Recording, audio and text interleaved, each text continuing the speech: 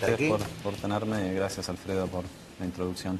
No, por favor. Bueno, ¿por dónde arrancamos? Bueno, yo quisiera empezar. Quiero aclarar además de que Alfonso ha venido porque va a dictar una conferencia que ha despertado una gran expectativa y una gran cantidad de personas que se han inscrito y se ha colapsado la página para inscribirse. Ajá. Sí. Cuando nos vean nuestros televidentes, esta conferencia va a haber pasado, es en la Facultad de Ciencias Económicas, con motivo del lanzamiento de la red Graduados de la facultad. Y va a hablar sobre las posibilidades o no de una situación cambiaria complicada. Ahora, antes de ir a eso, yo quería, aprovechando que es un hombre que conoce muy mucho, no solo la teoría monetaria, sino que además ha operado en el Banco Central como presidente, pedirle una reflexión en relación a la última reforma de la Carta Orgánica y sus consecuencias sobre el escenario macroeconómico. Sí, Alfredo, yo creo que, bueno, tuvimos un tiempo corto para debatir una reforma tan importante como esa, ¿no? Que es la primera reforma sustancial desde el 2002, han habido otras reformas de la Carta Orgánica, y creo que en su momento los argumentos estuvieron todos sobre la mesa, ¿no? Por un lado, la decisión de si usar o no reservas del Banco Central para pagar deuda, una decisión que ya no contaba con los resortes legales, porque la manera en que el Banco Central le giraba esas reservas al Tesoro era usando paradójicamente la ley de convertibilidad. Nosotros en Argentina hubiéramos creído que ya estaba derogada la ley de convertibilidad, pero quedaban algunos artículos de esa ley. Uno de ellos decía, existe el concepto de reservas de libre disponibilidad. Siempre que haya reservas de libre disponibilidad, el gobierno nacional puede utilizarlas para el pago de deuda. ¿Qué ocurrió? Ocurrió que en los últimos 2 años el gobierno gastó alrededor de 15.000 millones de dólares de lo que entonces eran reservas de libre disponibilidad, y sobre el final del año pasado no hubo más reservas de libre disponibilidad. Entonces era necesaria una reforma a la Carta Orgánica para que el gobierno pudiera seguir usando las reservas. Después, si tenemos tiempo, me gustaría explicar en qué consiste el mecanismo de las reservas. Pero creo que lo más grave, a mi modo de ver las cosas, de esta última reforma fue que con el argumento de mantener el mismo esquema por el lado de las reservas, se modificó un artículo central de la Carta Orgánica, que es el que permite el financiamiento directo al Estado, ¿no? Y se modificó no solamente en los topes, ahora se le permite mayor financiamiento que el anterior, sino también en la calidad.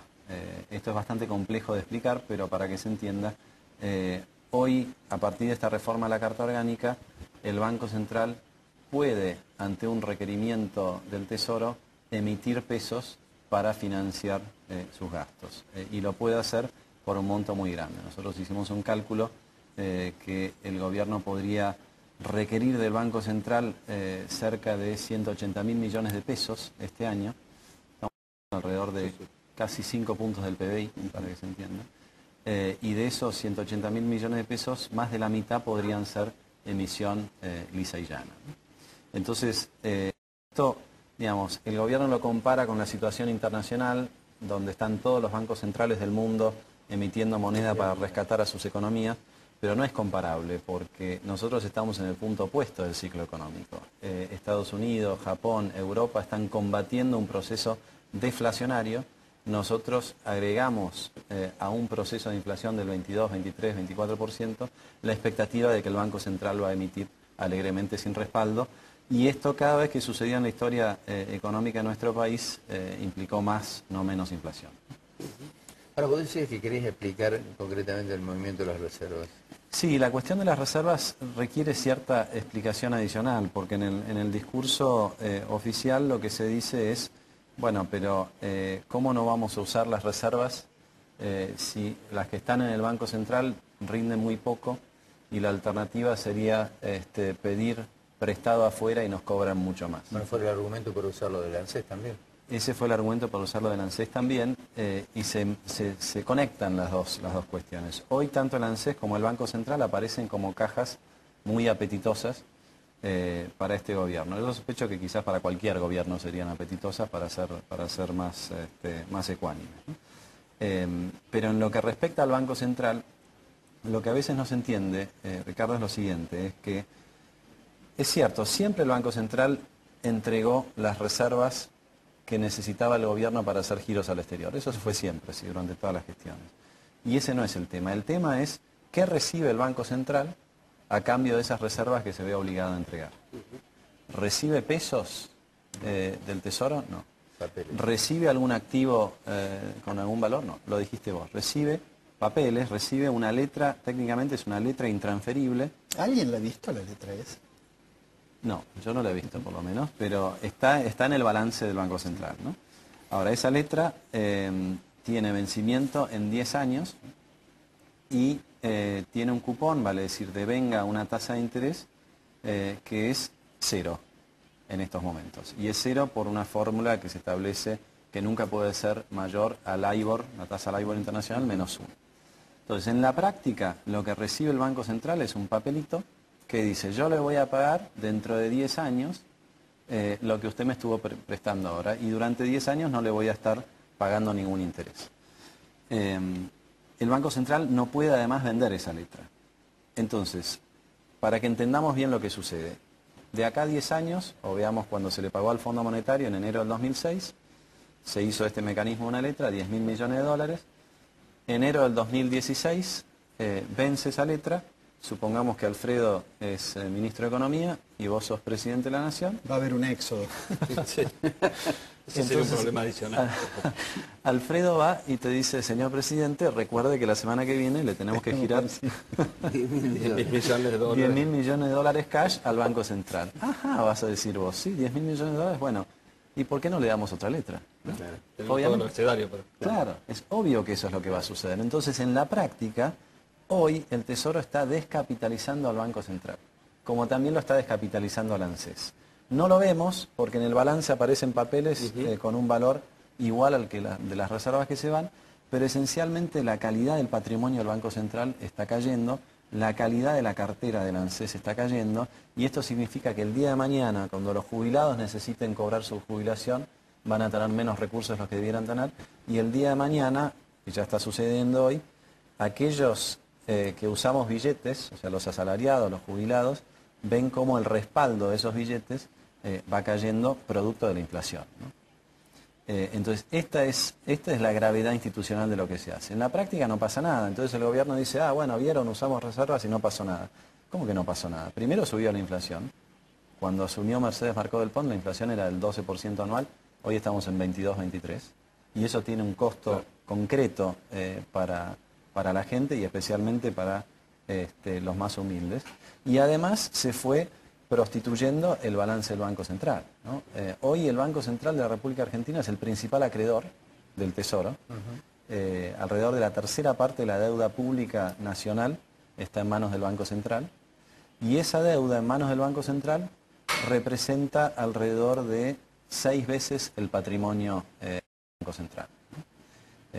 Es muy curioso porque el Banco Central no le permite a sus regulados tener tanta exposición al sector público. Es más, les exige a los bancos que evalúen los públicos a valor de mercado, pero asimismo se exige una regla muy diferente. Y esto también fue avalado por la reforma del Banco Central. Aprovecho para decir esto.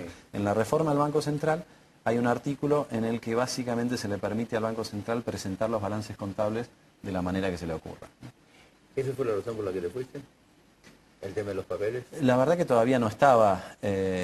Los papeles empezaron en el 2006, yo me fui al final de mi mandato en el 2004. Y hoy lo hablábamos con Alfredo casualmente. No hubo ninguna acción concreta del kirchnerismo mientras yo estuve en el Banco Central para presionarme, para exigirme. Yo me fui porque de alguna manera intuí lo que iba a venir. Estudié la experiencia de Kirchner los 12 años en Santa Cruz. Y entendí que estas cosas iban a suceder, y cuando tuve una conversación muy franca con Néstor Kirchner respecto del rol de la política monetaria, el alcance, la necesidad de controlar la inflación, entendí que estábamos en caminos muy diferentes. Así que cuando él me ofreció seguir 6 años más, yo le dije que estaba muy honrado y muy agradecido, pero que seguía mi camino. ¿Néstor? A los periodistas, aún especializados en economía, estos temas nos encantan tocarlos cuando está en el tapete, por ejemplo en febrero cuando se analizaba la reforma del Banco Central, y luego solemos olvidarlos hasta que estalla un problema que justifique volver. El tema es, ¿qué especie de luces amarillas, qué especie de indicadores deberíamos tomar, siguiendo con el tema del Banco Central? Porque está claro que de pronto la caída de reservas en sí no necesariamente es un indicador. De hecho, en los últimos meses Hay que ver qué va a pasar cuando empiecen a pagar efectivamente deuda, pero hoy tenemos 47.300 millones. Ese era un indicador que nos gustaba mucho ver cuando se caía a 300 millones por día, pero hoy nos encontramos con que ese indicador no nos está señalando nada y mucho menos nada en profundidad. ¿Sobre qué indicadores tendríamos que fijarnos más? A ver, primero miremos ese indicador y después Sí. vamos a los que tenemos que mirar. Es absolutamente cierto lo que vos decís respecto de que como ahora sube no es tan interesante como cuando bajaban las reservas o que es un indicador que sirve menos. Lo que ocurre es que hoy el mercado de cambios está intervenido. Entonces, la variación de reservas, que es casi como el resultado final de lo que ocurre en el mercado de cambios, hoy ya no me dice lo que me solía decir, porque básicamente hay control de cambios, hay un mercado oficial, hay un mercado paralelo, hay dos mercados paralelos, Sí, sí. de hecho, y por lo tanto lo que está sucediendo es que parte de la economía comercial se está operando a través de un mercado diferente en el que opera el Banco Central. Hoy suben las reservas porque el único que puede comprar es el Banco Central. ¿Sí? Todos los demás tienen algún problema. Los que van a la FIP y la FIP le dice que no puede comprar, las compañías que necesitan importar y Moreno le dice no compres tanto, devolvé, las que necesitan pagar deuda afuera y dice bueno, ¿por qué no lo refinancias? Entonces no es un mercado hoy cuyos precios y cuyas cantidades me den una señal de lo que está sucediendo. Así todo, si vos mirás en lo que va del año, el Banco Central compró 5.000 millones de dólares y las reservas subieron menos de 1.000. Sí, 1.200 con lo de ayer. Sí, con lo de ayer, pero si tenés en cuenta, parte de esos 1.200 son aumento de evaluación. Ah, sí. Entonces, la verdad es que se fueron 4.000 de los 5.000 que compró el Banco Central. Esto ya te está indicando que más allá de que ellos han cerrado el mercado de cambios y que han controlado a lo bruto la salida de capitales, igual Argentina no está acumulando todas las reservas que debiera acumular de acuerdo a ese esquema. ¿Cuál es el indicador que debiéramos seguir? Yo creo que el indicador que tenemos que seguir es la inflación en su relación con el tipo de cambio, ¿no? Yo quisiera esta tarde en la Universidad Nacional me voy a referir casi exclusivamente a esta cuestión, porque yo creo que hoy estamos atravesando un momento económico parecido al que teníamos en los 90 o inclusive durante la tablita de Martínez de Oz. Estamos entrando en una franca zona de atraso cambiario. Para que se entienda bien, atraso cambiario es cuando todos los precios suben más que el dólar, ¿no? Y cuando eso sucede es mucho más difícil competir con el exterior. El importador tiene más facilidad para importar que para producir. El exportador se le complica competir contra una empresa extranjera. ¿Y por qué pasa eso? Porque la inflación en dólares es del orden del 20% anual. Entonces todos los costos suben al 20%. Esto no es lo que reconoce el INDEC, porque el INDEC dice que es menos. Y ahí es donde yo creo que vamos a empezar a ver el deterioro en la actividad económica que ya es incipiente, ¿no? Si la industria tiene dificultades para exportar, más allá de los controles de la importación de Moreno, lo que vemos es que se desacelera mucho el nivel de empleo, el aumento del empleo, y esto es lo que termina marcando la cancha en materia económica. Si vos mirás bien los números del cuarto trimestre del año pasado, la economía prácticamente no creció trimestre a trimestre. Entonces, sobre esa situación vinieron los controles, vinieron la reforma del Banco Central, vino la discusión de YPF, en una economía que se está desacelerando, ¿no? Vos mencionabas lo de Chicone hace un rato. Yo creo que si lo de Chicone aparecía con la economía creciendo al 9%, quizás ni nos hubiéramos enterado, ¿no? Y esto me hace acordar también algunas otras épocas de la historia, ¿no? Menem ganó con el 51% de los votos. Y cuando se subía a la Ferrari, la reelección, ¿no? Cuando se subía a la Ferrari era un ídolo, ¿no? Al poco tiempo, cuando la economía entró en recesión, la Ferrari pasó a ser el emblema de la corrupción, ¿no? Y me parece que estas cosas el gobierno debiera tenerlas en cuenta, porque desde que ganó con el 54%, todas las medidas, algunas de las que veníamos mencionando hasta ahora, han sido medidas de crisis económica, y ya no es tan fácil para el gobierno ocultar algunos episodios de corrupción como el caso de Chicone. Ahora, vos planteás esto en cualquier medio de comunicación o lo toma un medio de comunicación determinado que el gobierno tenga apuntado como opositor, es decir, sos anticasta, es contra el modelo. Ahora, la pregunta que uno hace en función de todo este movimiento y estos espasmos políticos que produce el gobierno permanentemente, cambiando de giro de inmediato lo que ocurría el día anterior, digo, ¿sirven para tapar o para explicar de alguna manera por qué después de 8 años de crecimiento la Argentina llega a esto? ¿Cuál es la razón? Mira, la razón, a ver, todo el mundo sabe que yo soy opositor, así que interpretará mis palabras desde ese lugar, pero yo esto lo vengo diciendo desde antes de sumarme a un espacio político. Siempre dije que el sistema como estaba planteado era insostenible, ¿no?